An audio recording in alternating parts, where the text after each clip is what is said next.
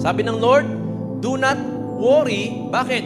Ang buhay mo ay hindi lamang ginawa ng Lord, hindi ka lang pinanganak sa mundong ito para isipin mo kung anong kakainin mo mamaya. Kailangan ba natin magtrabaho para kumain? Kailangan ba natin kumita ng pera para mabuhay? Yes. Pero, ang design talaga ng Lord sa tao ay hindi ubusin mo yung oras mo sa mundong ito para kumain ka lang. Pero, yung 70 years, 80 years ng buhay mo, nagpakahirap ka magtrabaho para lamang kumain, para lang mag-survive. Kaya marami na depressed kasi ito lang ba buhay ko? Magtatrabaho ko 9 to 5 para lang mabayaran yung bills ko. Tapos ano na naman, petsa di pigligro, para akong hinihila yung sarili ko, para lang makabayad pa ulit. O kapag alam mo kung paano magpanatili sa sentro ng will ng Lord, bibigyan kanya ng opportunity, bibigyan kanya ng favor, para balang araw hindi mo na inaalala yung babayaran mo.